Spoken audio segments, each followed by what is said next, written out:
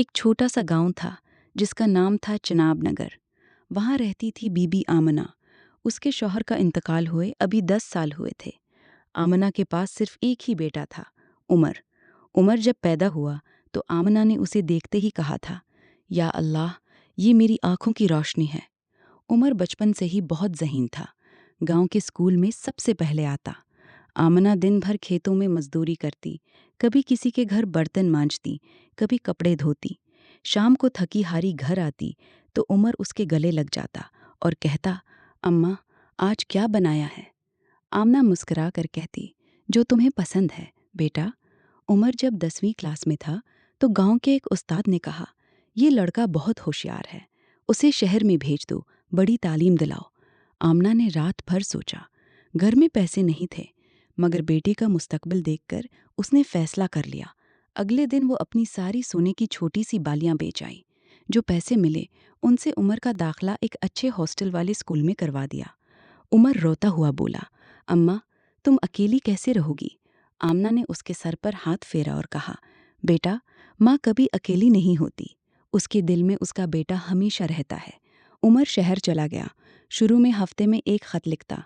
आमना खत पढ़कर रोती और जवाब लिखती। खत में लिखती, बेटा, खाना ठीक से खाना, सर्दी में स्वेटर ओढ़ लेना, पढ़ाई पर तवज्जो देना। उमर जवाब देता, अम्मा, तुम अपना ख्याल रखना। वक्त गुजरता गया। उमर ने इंटर किया, फिर बीए, फिर एमए। अब वो शहर में रहने लगा। खुतूत कम हो गए। कभी कभी फ़ोन करता तो बस 2 मिनट बात करता। अम्मा, ठीक हो? पैसे भेज दूँ? आमना कहती, नहीं बेटा, तुम अपना ख्याल रखो। एक बार उमर ने फ़ोन पर कहा, अम्मा, मैं एक अच्छी नौकरी कर रहा हूँ, जल्द तुम्हें शहर ले आऊँगा। आमना खुश हो गई, मगर साल गुजरते गए। उमर शादी कर लिया, एक खूबसूरत लड़की से जो शहर की थी। अब उसके 2 बच्चे भी हो गए। आमना को सिर्फ फ़ोटो भेजे। आमना फ़ोटो देखकर रोती और दुआ करती। गांव में लोग कहते, आमनी, तुम्हारा बेटा भूल गया है तुम्हें। आमना मुस्कुरा कर जवाब देती, नहीं, मेरा बेटा बहुत मसरूफ़ है, जब वक्त मिलेगा तो ज़रूर आएगा। उमर की बीवी ने कभी आमना को घर बुलाने की बात नहीं की। कहती, वो गांव की औरत है, शहर की लाइफ में एडजस्ट नहीं कर पाएगी।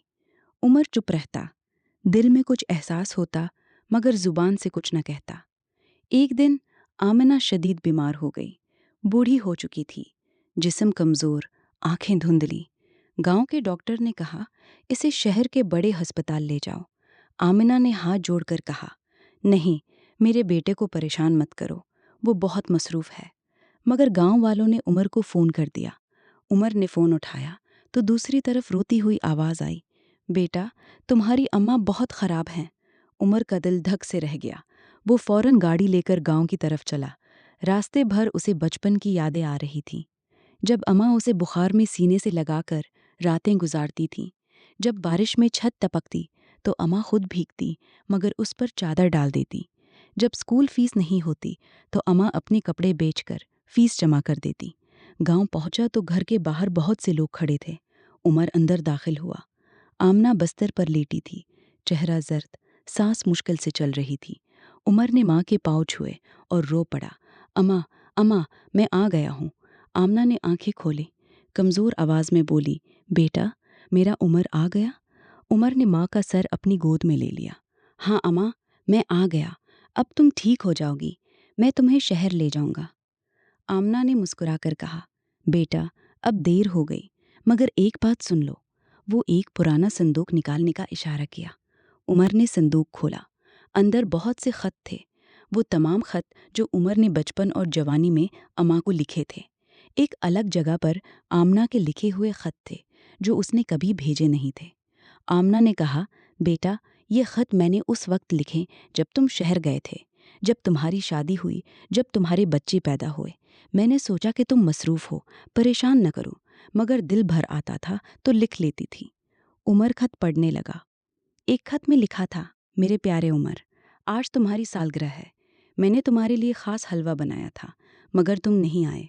फिर भी मैंने एक टुकड़ा तुम्हारे नाम रख दिया। तुम खुश रहो, यही मेरी खुशी है। तुम्हारी उमा। दूसरा खत, बेटा, आज मुझे तुम्हारी बहुत याद आई। खेत में काम करते हुए गई थी, मगर तुम्हारा चेहरा याद करके उठ गई। तुम पढ़ लो, बड़े आदमी बनो। तीसरा खत, जो सबसे पुराना था। मेरे लाल, आज तुम्हारा पहला दिन स्कूल में था। मैंने तुम्हें छोड़कर रोई थी, मगर तुमने मुस्कुरा कर कहा था, आमा, घर जल्दी आ जाना। मैं वादा करती हूँ, जब भी तुम मुझे छोड़कर जाओगे, मैं तुम्हारा इंतज़ार करूँगी। उमर रो रहा था, आंसू थमने का नाम नहीं ले रहे थे। आमना ने कमज़ोर हाथ से उसका सर सहलाया और बोली, बेटा, माँ की मोहब्बत कभी ख़त्म नहीं होती।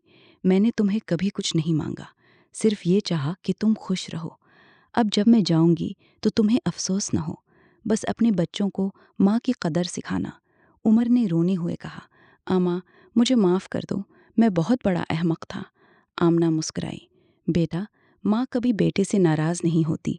फिर उसने आहिस्ता से कहा, अब मुझे नींद आ रही है, तुम मेरे सर के पास बैठो। उमर ने माँ का सर अपनी गोद में लिया। आमना की सांस आहिस्ता आहिस्ता थमती गई। आखिरी लम्हे में उसने बड़ी मुश्किल से कहा, मेरे उमर, मुझे तुम्हारी खुशबू आ रही है। और फिर खामोशी छा गई। उमर ने माँ को गले लगाकर देर तक रोता रहा। घर भर में मातम हो गया। उमर ने माँ को गांव में ही दफन किया, जहाँ वो सारी जिंदगी गुजारती रही। शहर वापस जाकर उमर ने सबसे पहले अपनी बीवी और बच्चों को बुलाया। उन्हें वो तमाम खत दिखाए जो अम्मा ने कभी नहीं भेजे थे। फिर रोते हुए कहा, मैंने अपनी माँ को खो दिया, अब तुम लोग मेरी माँ बनो। आज भी उमर हर जुमा को गांव जाता है, माँ की कब्र पर बैठकर बातें करता है और कहता है, अम्मा, तुमने जो कुर्बानी दी वो मैं कभी वापस नहीं कर सकता, मगर तुम्हारी याद हमेशा मेरे साथ रहेगी। ये कहानी ख़त्म हुई।